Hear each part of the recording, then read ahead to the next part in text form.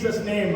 यीशु मसीह के नाम से आप सभी का अभिवादन करता हूँ। And today actually is the day of prayer for the peace of Jerusalem. और आज का दिन यरूशलेम की शांति के प्रार्थना का दिन है। Okay, all over the world, about 170 countries, more than 175 countries, church members are praying specially for Jerusalem and Israel. और दुनिया के 175 देश के जो कलीसियाएं हैं वो इस यरूशलेम की शांति के लिए प्रार्थना कर रही हैं। So today I just want to share with you about we have to support Israel or Jerusalem. और मैं आज आपसे जो वचन साझा करना चाहता हूँ वो ये है कि हमें इज़राइल या यरूशलेम को सहयोग करने की आवश्यकता है। And the Bible says we will just read two verses before we enter into the word.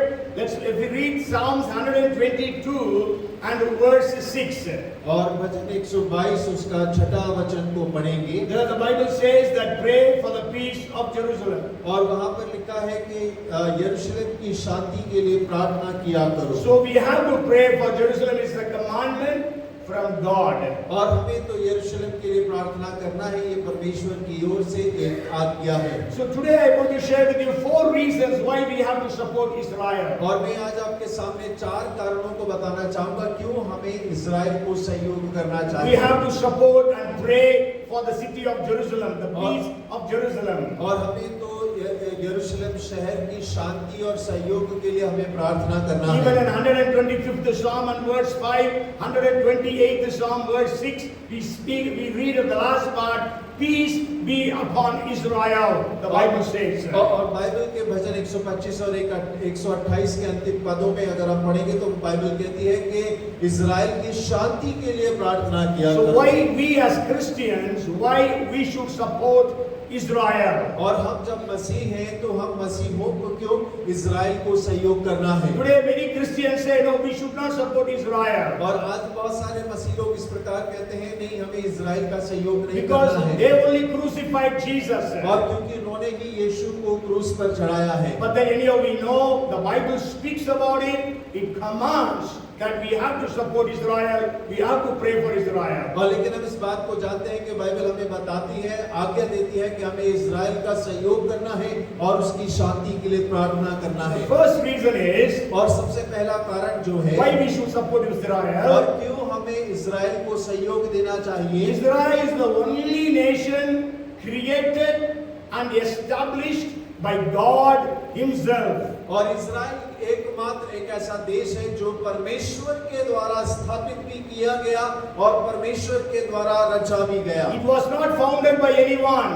और वो किसी और के द्वारा नहीं बनाया गया। As we know that marriage is instituted, established by God Himself. और जैसे हम कहते हैं कि परमेश्वर के द्वारा ही विवाह निर्धारित किया गया है। We know church is established by Jesus. और हम इस बात को जानते हैं कि कलीसिया परमेश्वर के द्वारा निर्धारित की गई है। In the same way God has created and established the nation of Israel. और वैसे ही परमेश्वर के द्वारा इज़राइल देश को स्थापित किया गया, निर्धारित किया गया है। And we know God chose Abraham and told him that I would bless you. और परमेश्वर ने अब्राहम को चुना और कहा मैं तुझे आशीष देता हूँ।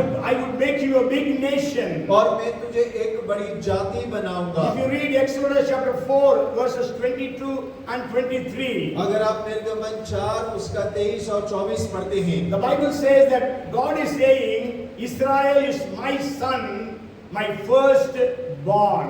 और बाइबल ऐसे कहती है कि इज़राइल मेरा पुत्र है और वो मेरा पहलौठा है। So we have to support Israel because it is created and established by God. और हमें इज़राइल देश का सहयोग करना है क्योंकि परमेश्वर के द्वारा रचा गया, परमेश्वर के द्वारा वो निर्धारित किया It गया। was a nation chosen by God Himself. और वो एक ऐसा देश है जो परमेश्वर स्वयं के द्वारा चुना गया है। And not only that, God has an eternal covenant with Israel. और इतना ही नहीं, परमेश्वर ने इज़राइल के साथ में एक अनंत वाचा को बांधा है। They disobeyed God. और हाँ, उन्होंने परमेश्वर की अनाज्ञाकारिता को किया Sure, है। they rejected Jesus, their Messiah. और हाँ, उन्होंने यीशु मसीह को उद्धारकर्ता के रूप में तिरस्कार किया। But these things did not stop God or make God to break that covenant. लेकिन इन बातों ने परमेश्वर को ना तो रोका और ना ही इन बातों ने परमेश्वर को अपनी वाचा तोड़ने के लिए अग्रसर किया। Maybe there are a couple of hundreds of verses in the Bible, references which speak about the covenant that God made with Israel. और परमेश्वर ने जो इस्राएल जाति के साथ में जो वाचा को बांधा है, कई करीब 100 या उससे अधिक हम वचनों को उस वाचा के बारे में बाइबल में पढ़ सकते But then we हैं। will just read one verse. और हम एक वचन को पढ़ेंगे। God says in Genesis chapter 17 and verse 7. और देखिए उत्पत्ति 17 उसके 7 में परमेश्वर कहते हैं, I will establish my covenant between me and you. Means God is speaking to Abraham and your descendants after you in their generations for an everlasting covenant to be God to you and your descendants after you. और मैं तेरे साथ और तेरे पश्चात पीढ़ी पीढ़ी तक तेरे वंश के साथ में इस आशा की युग युग की वाचा बांधता हूँ कि मैं तेरे और तेरे पश्चात तेरे वंश का भी परमेश्वर रहूंगा। So God made an everlasting covenant with Israel. और परमेश्वर ने इज़राइल के साथ में अनंत वाचा को बांधा है। And the next thing is God gave the title deed for the nation of Israel. और देखिए दूसरी बात यह है कि परमेश्वर ने ही जो इज़राइल देश का शीर्षक है वो परमेश्वर ने ही दिया है। Means the land has been given to Abraham and his descendants forever.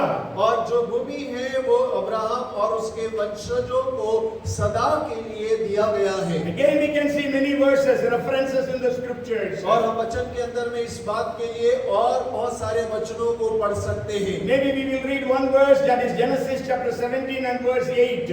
और उत्पत्ति उसका 17 उसके 8वें वचन में इस प्रकार लिखा है। Also I give to you and your descendants after you the land in which you are a stranger, all the land of Canaan as an everlasting possession, and I will be their God. और मैं तुझको और तेरे पश्चात तेरे वंश को भी यह सारा कनान देश जिसे तू परदेशी होकर रहता है इस रीति दूंगा कि युग युग उनकी निज भूमि रहेगी। So God gave that land to Abraham. और परमेश्वर ने वो भूमि को अब्राहम को दिया। Then confirmed that to Isaac his son.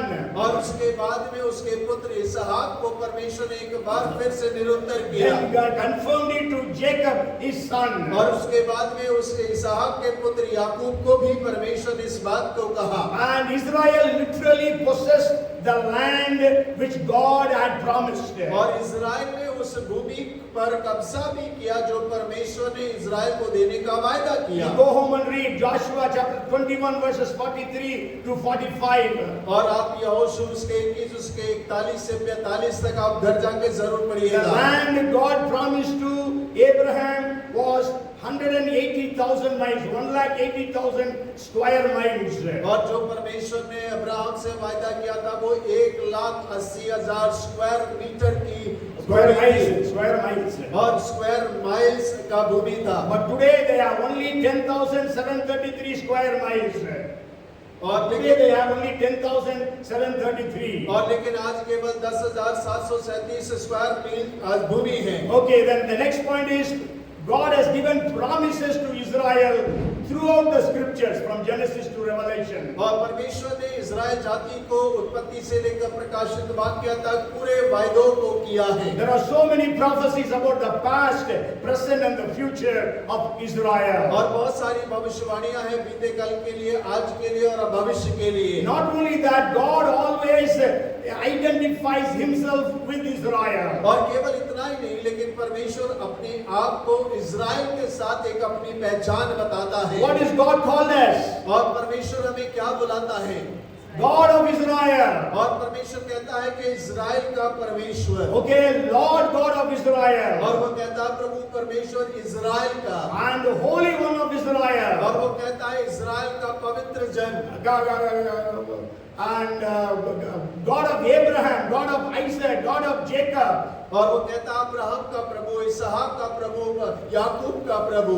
Okay, so that means God is so much interested in Israel. और इसका अर्थ यह है कि परमेश्वर ने इज़राइल के साथ में अपने संबंध को बहुत घनिष्ठ बनाया है। If God is so much caring for Israel, you and I, being the children of God, we also must care for Israel. और देखिए, जब परमेश्वर इज़राइल के बारे में इतनी चिंता करता है, तो हम जो परमेश्वर की संतान हैं, मुझे और आपको इज़राइल के बारे में कितना चिंता करना चाहिए। So that is the first reason I want to share with you. और वो पहला कारण है जो मैं आपके साथ बांटना चाहता था। Because God has founded it and established it and made a covenant with it. और क्योंकि परमेश्वर ने ही उसे बनाया, परमेश्वर ने ही उसे स्थापित किया और परमेश्वर ने ही उसके साथ में वाचा को बांधा है। It is not given to Arabs as the Arabs claim. और जैसे अरबी लोग इस बात की घोषणा करते, वो अरबी लोग भी नहीं हैं। It is given only to Isaac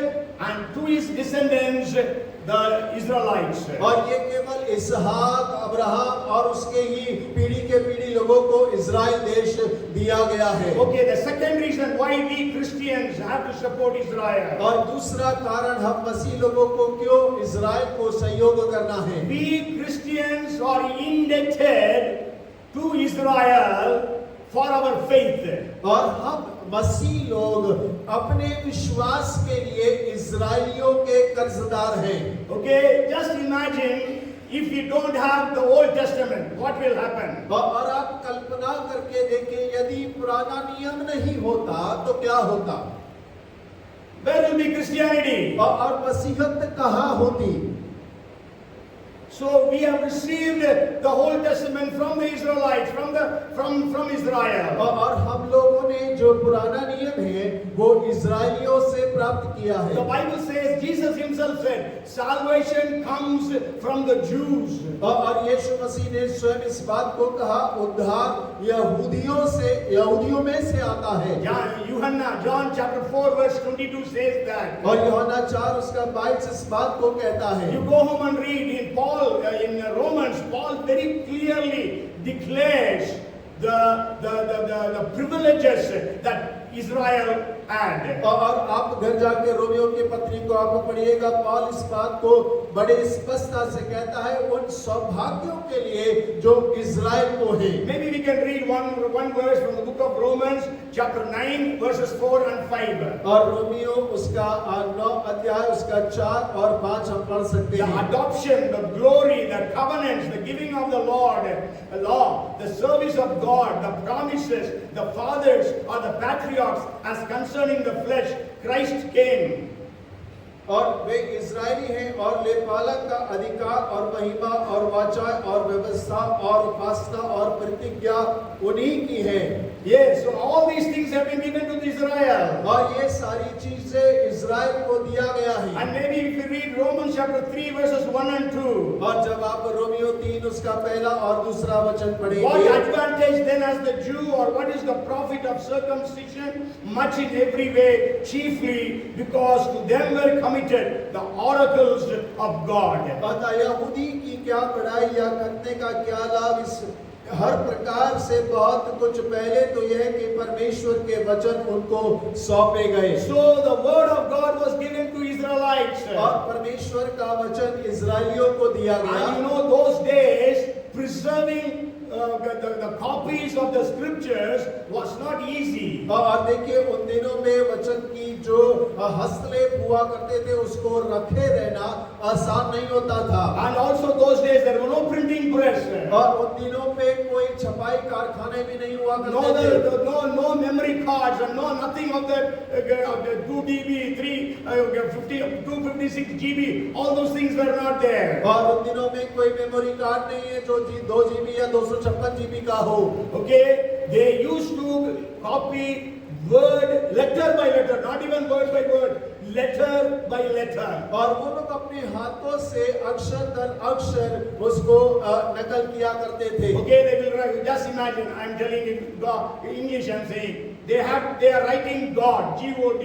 और सोच कर देखिए जैसे अंग्रेजी में गॉड G-O-D कहते हैं और वो लिखते हैं। So they copy from Hebrew scripture और वो इब्रानी हस्तलेख से उसकी नकल उतारते हैं। Means it is Elohim in Hebrew. अगर वो इब्रानी में एलोहिम है, That is 6 alphabets. Elohim.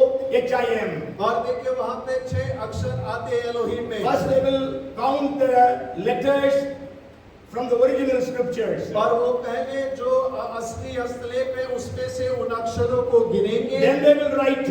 और उसके बाद वो उसकी नकल उतारेंगे। Then they will count the letters that they have copied down. और जितना उन्होंने नकल उतारा है उसको फिर से वो गिनेंगे। With utmost carefulness and diligence, they copied the scriptures. अत्यंत ध्यान के साथ में, भय के साथ में वो सारे अक्षरों के नकल को उतारते। Hallelujah. Hallelujah. That is why we have the Old Testament. और यही वजह है कि आज हमारे पास में पुराना नियम उपलब्ध है। Where from has Jesus or the Messiah come?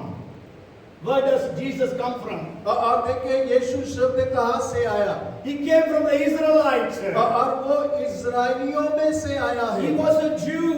और वो यहूदी था। And he followed the Jewish religion 100%. और उसने 100% यहूदी धर्म का पालन किया। Okay, so we got the Messiah from the Jews. और हमें मसीहा भी यहूदियों से मिला। We got the scriptures from the Jews. और हमें तो वचन यहूदियों में से मिला। And they also established, God actually called Israel so that they would establish right worship in amongst the idolaters or amongst the people of wrong worship. और देखिए परमेश्वर ने इज़राइल को बुलाया, स्थापित किया और इसलिए निर्धारित किया कि वो आराधना का एक सही रीति से वो आराधना कर सके उनके मध्य में जो मूर्ति पूजक और दुष्ट पूजक हैं। We know Abraham was an idolater. और हम जानते हैं कि अब्राहम जो था एक मूर्ति बनाने वाला था। And God called him. और परमेश्वर ने उसे बाहर बुलाया। So that he can worship the only true living God. और ताकि वो केवल एक जीवित परमेश्वर की आराधना कर So सके। the people of Israel established the right worship and the worship of one true living God. और इस्राएलियों ने सही आराधना के मायने और एक जीवित और सच्चे परमेश्वर की आराधना को स्थापित किया। Sure, there were many Israelite kings who brought in idolatry. और हाँ, वहाँ पे बहुत सारे इस्राएली राजा थे जिन्होंने मूर्ति पूजा को बहुत ज्यादा जोर दिया। But then we know about Daniel, Shadrach, Meshach, Abednego. और लेकिन हम इनके बारे में भी जानते हैं, दानियल के बारे में, शद्रक, मेशक, अबेदनेगो के बारे में। When the king erected an idol and said, "Worship," Shadrach, Meshach, Abednego refused. और जब राजा ने एक मूर्ति को खड़ा करवा कर कहा कि उसकी आराधना करो, शद्रक, मेशक, अबेदनेगो ने उसका इनकार कर दिया। And so they were put into the fiery furnace, which was heated 7 times more. और उन्हें तो एक धधकते आग के भट्टे में डाल दिया गया जिसको 7 गुना भड़काया गया था। And we know that how God delivered them. और हम इस बात को जानते हैं कि किस प्रकार परमेश्वर ने उन्हें उनके मध्य से छुटकारा So दिलाया। today God has chosen you and me so that we can establish right worship. और परमेश्वर ने आज आपको और मुझको स्थापित किया है ताकि मैं और आप सही आराधना के तरीके को स्थापित कर सके। And also they were witnesses for God. और उसके साथ साथ वो परमेश्वर के गवाह भी थे। And so wherever they were scattered, they were witnesses for God. और जहाँ कहीं वो तितर-बितर हुए, वो परमेश्वर की गवाही देते थे। That's why Nebuchadnezzar could say, the God of Daniel is the only true living God, and He is the King of Kings, and He is the revealer of secrets. और यही वजह है कि नबूकदनेस्सर राजा इस बात को कहने पाया कि दानियल का परमेश्वर ही सच्चा जिंदा परमेश्वर है, वही परमेश्वर है जो रहस्यों को खोलकर सामने प्रकट कर सकता है। And even Nebuchadnezzar could say, if anybody speaks against the God of Shadrach, Meshach, Abednego, they will be cut into pieces. और शद्रक, मेशक, अबेदनेगो के परमेश्वर के बाद राजा इस बात को कहने पाया, यदि कोई इनके परमेश्वर के विरुद्ध बात करे, उसके टुकड़े कर दिए जाएं। And then even King Darius declared, all the people in my kingdom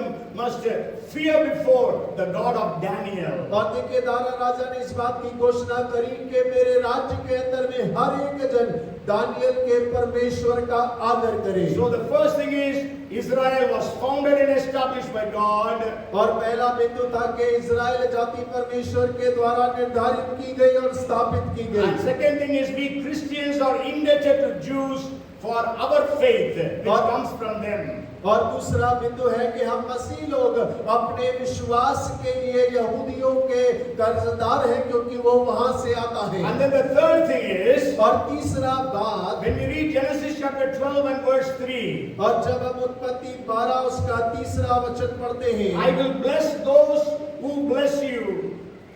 और मैं उन्हें आशीष दूंगा जो तुझे आशीष देंगे। So blessing Israel and supporting Israel carries a blessing for you and for me and for my families, for our families. और देखिए Israel को आशीष देना वो हमारे लिए, हमारे परिवारों के लिए आशीष को लेकर आता है। We read in Psalms 122 and verse 6. और हमने भजन उसके 122 के 6 में भी पढ़ा। Pray for the peace of Jerusalem. May they prosper who love you. और भजन उसमें लिखा है कि यरूशलेम की शांति के लिए प्रार्थना किया करो और तेरे प्रेमी कुशल से रहें। Yes, if we love Israel, we will be blessed. और यदि आप इजराइल को प्रेम करेंगे आप आशीषित रहेंगे। If you bless Israel, you will be blessed. और यदि आप इजराइल को आशीष देते हैं आप आशीष पाते हैं। See, there are many ways of receiving blessings from God. और बहुत सारे तरीके हैं कि हम परमेश्वर से आशीष को पाएं। First is ask and you shall receive. By asking, by praying, we receive the blessings of God. और पहला है मांगो तो दिया जाएगा। हम परमेश्वर से मांगते हैं, परमेश्वर हमें आशीष देता We है। all pray every day, Lord bless me, bless my wife, bless my children, bless the church, bless, bless, bless. We ask for blessing. God blesses us. और प्रतिदिन हम प्रार्थना करते हैं परमेश्वर मेरी पत्नी को आशीष कर, मेरे बच्चों को आशीष कर, मेरी सेवा को आशीष कर, मेरी कलीसिया को आशीष कर, आशीष आशीष, और परमेश्वर आशीष करता है। Okay, and the second way to receive the blessing from God is, और दूसरा तरीका जैसे हम परमेश्वर से आशीषें पा सकते हैं। Jesus said, give and it shall be given unto you, pressed down, runneth over, a good measure, they will pour into your bosom. और यीशु ने कहा दो तो दिया जाएगा, दबा दबा कर, हिला हिला कर, उभरता हुआ दिया करो, तुम्हारी गोद में डाला जाएगा। Okay, so by giving we receive blessings. और देने के द्वारा हम आशीष पाते हैं। By asking we receive blessings. और मांगने से हम आशीष पाते हैं। And by praise and worship we receive blessings. और स्तुति और आराधना के द्वारा हम आशीष पाते हैं। Paul and Silas, they worship God, they received the blessing of God. और पौल और सिलास परमेश्वर की आराधना कर रहे थे, परमेश्वर की आशीष को उन्होंने पाया। Jehoshaphat and his people worshiped God, they received great blessings from God. और यहोशापात और उसके लोग परमेश्वर की आराधना कर रहे थे, उन्होंने परमेश्वर से बड़ी आशीष को And पाया। the fourth way to receive blessing is, और चौथा बिंदु जिसके द्वारा हम आशीष पा सकते हैं, bless Israel, you will be blessed. और इजराइल को आशीष दो, आप आशीषित हो जाएंगे। Hallelujah. Hallelujah. Say, Lord, I bless Israel. और कहे परमेश्वर में इजराइल को आशीष देता And हूँ। Bible is full of illustrations of how God blessed those who blessed Israel. और देखिए हमारी बाइबल तो भरी हुई है उन उदाहरणों से कि परमेश्वर ने कैसे उन लोगों को आशीष दिया जिन लोगों ने इजराइल को आशीष दी। Anybody wants to try? Anybody from the Bible whom you remember or know? और कोई They were blessed because of Israelites or Israel. और क्या कोई बतलाना चाहेगा कि वो किसी ने बाइबल में उदाहरण जो आशीष पाया इजराइल को आशीष देने के कारण? Anybody wants to guess? Nobody. You know Potiphar, who actually bought Joseph, he was blessed because of Joseph. और आप जानते हैं पोतीफर जिसने यूसुफ को खरीदा था वो यूसुफ के कारण आशीषित हुआ। Genesis 39 and verse 5. और उत्पत्ति 39 उसका 5वां वचन। Maybe we'll just read it. So it was from the time that he had made him overseer of his house and all that he had, that the Lord blessed the Egyptian's house for Joseph's sake. और जब से उसने उसको अपने घर का और अपनी सारी संपत्ति का अधिकारी बनाया, तब से यहोवा यूसुफ के कारण उस मिस्री के घर पर आशीष देने लगा। Hallelujah.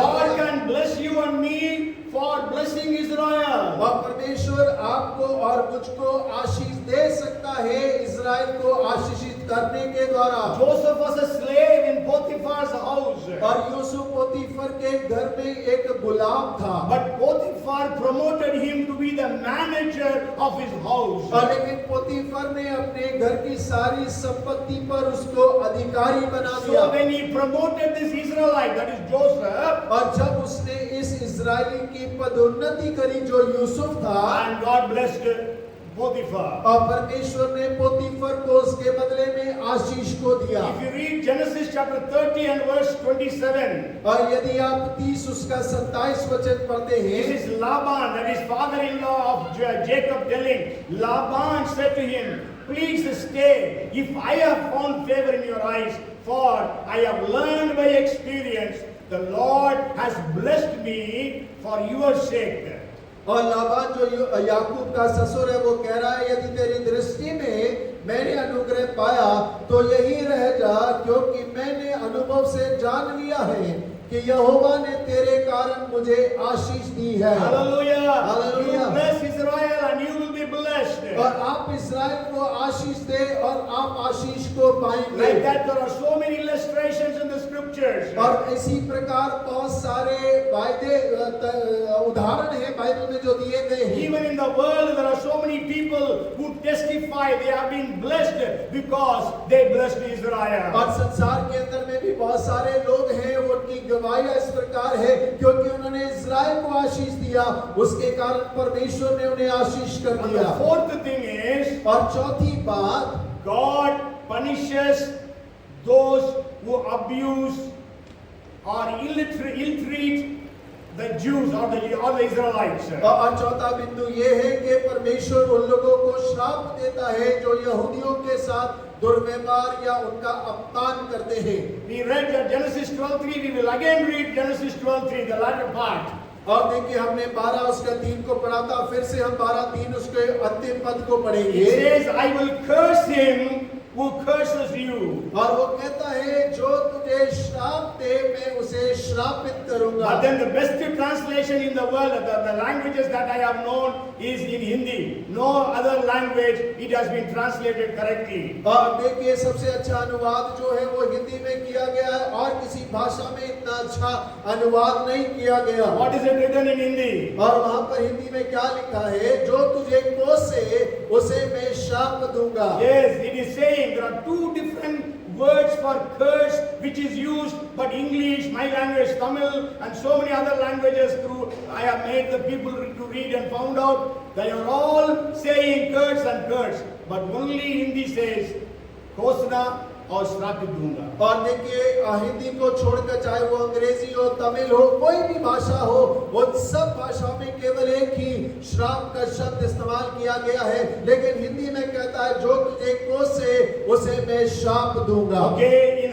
if I want to read it in rightly, and I will curse those who esteem you, despise you, and consider you lightly. और यदि मैं उसको सही रीति से पढ़ूं तो वो परमेश्वर ऐसा कहना मांगता है, जो तुझे नीच समझे, जो तुझे तुच्छ समझे, मैं उसे श्राप दूंगा। Yes, so shrap, that curse word is actually the curse with which God cursed Cain. God cursed Satan when he misled Eve, Adam and Eve. So that was the word that was used here for cursing. और देखिए जो शब्द यहाँ श्राप के लिए इस्तेमाल किया गया है, जैसे परमेश्वर ने केन को श्रापित किया, जैसे परमेश्वर ने यदन की वाटिका में सर्प को श्रापित किया, वो शब्द यहाँ पर इस्तेमाल किया गया है। So if you are lightly esteeming the Jews or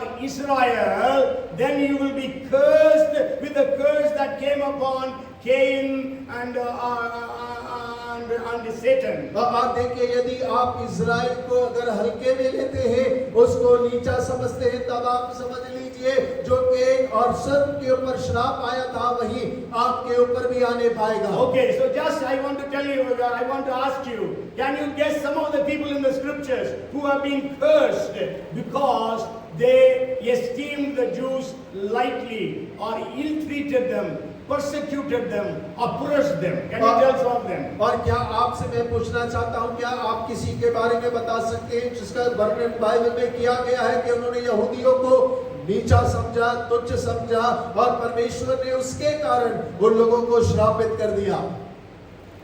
This you can say at least. Because many illustrations are there. और क्योंकि बहुत सारे उदाहरण दिए गए हैं।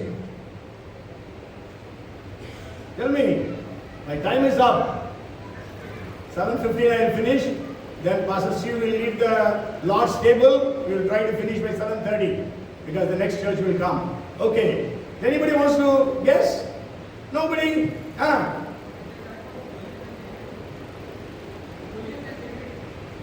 Goliath and David.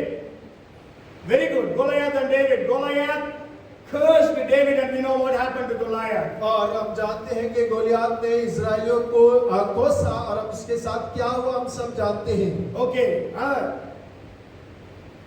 The Pharaoh of the Old Testament in the book of Exodus. और देखिए, निर्गमन की पुस्तक के अंदर में जो फिरौन है पुराने नियम का, उसका What happened? और क्या हुआ? You know, God sent 10 plagues. और हम जानते हैं परमेश्वर ने 10 महामारियों को उसके ऊपर में भेजा, Because their economy fell down. और उसके वजह से उनकी अर्थव्यवस्था खत्म हो गई, And all the firstborn were killed. और सारे के सारे पहलौठे मार डाले गए, And Pharaoh and his army got drowned. और फिरौन और उसकी सेना तो समाप्त हो गई, Because they ill-treated the people of Israel. और क्योंकि उन लोगों ने इस्राएल जाति के साथ में दुर्व्यवहार किया था। Nobody said Haman.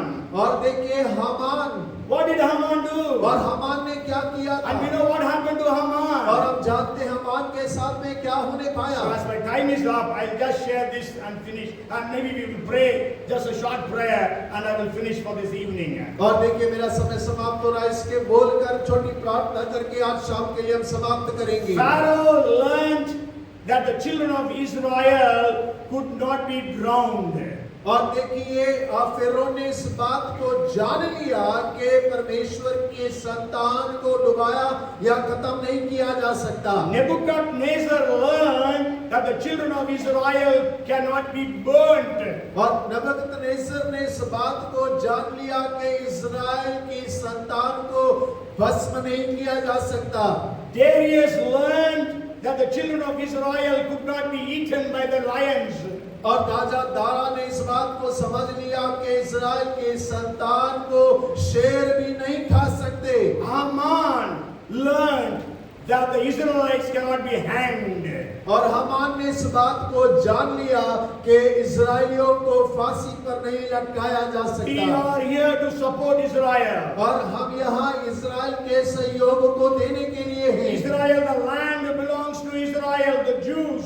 और देखिए वो भूमि इज़राइल जो है यहूदियों के लिए दिया गया है, Israel should not give any of their lands to any of their neighbors. और वो अपनी भूमि को अपने पड़ोसियों को नहीं देंगे। You know, for peace, for the sake of peace, Israel gave some lands to the neighbors. और आप जानते हैं शांति के वजह से उन्होंने अपने देश का कुछ भाग अपने पड़ोसियों को यूं ही दे डाला।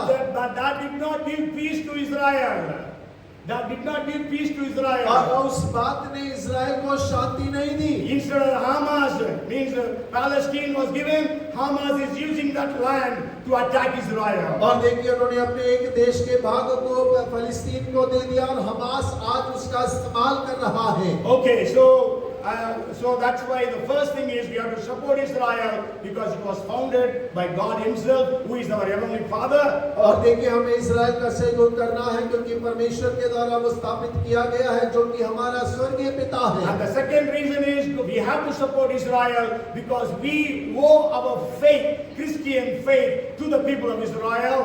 और हमें दूसरा बिंदु ये है कि इज़राइल का सहयोग इसलिए करना है क्योंकि हम तो अपने विश्वास के लिए इज़राइलियों के कर्जदार हैं। You know, the Bible, all the books of the Bible except for Luke and Acts, everything was written by Jews, not by Gentiles. और देखिए बाइबल का पूरा लूका और प्रेरितों के काम को छोड़कर यहूदियों के द्वारा लिखा गया The है। third reason is blessing Israel carries a blessing for us. और तीसरा बिंदु है कि इस्राएल को आशीष देना वो हमारे जीवन में आशीष को लेकर आता है। Fourth, cursing Israel brings curse upon us and upon our children. और चौथा, इस्राएल को श्रापित करना, तुच्छ जानना वो हमारे और हमारे पीढ़ी के ऊपर में श्राप को लेकर आता है। So let us pray this prayer. और हो कि हम इस प्रार्थना को करें। Lord, forgive me if I have ever spoken against Israel or Jews. और हम प्रार्थना करें परमेश्वर आप मुझे क्षमा करें यदि कभी भी मैंने इस्राएली या यहूदियों के विरुद्ध कुछ अशब्द को कहा हो। Today on the 1st of October 2023, और आज 1 अक्टूबर 2023 में I commit myself to bless Israel. और मैं अपने आप को इस्राएल को आशीष देने के लिए समर्पित करता हूँ। To pray for the peace of Israel. और इस्राएल की शांति की प्रार्थना करने के लिए। To pray for the salvation of Israel. और इस्राएल जाति की उद्धार के लिए। I commit myself to love and help Israel in any way possible. और परमेश्वर में अपने आप को समर्पित करता हूँ किसी भी रीति से इस्राएल को प्रेम करने और उसके सहयोग करने के लिए। Amen. Amen. In Jesus' name. और यीशु के नाम में। In Jesus' name. यीशु के नाम में। Are you willing to bless Israel? और क्या आप विश्वास करते हैं कि आप इस्राएल को आशीष Yes, करेंगे? if you have ever spoken against Israel, confess that before God. और यदि आपने कभी उसके विरुद्ध बोला हो तो परमेश्वर के सामने अंगीकार करें। So may God bless us all because we are blessing Israel. और हो के परमेश्वर हम सबको आशीष करे क्योंकि हम इस्राएल को आशीष देते हैं। Amen. आमीन। Praise the Lord. Thank you.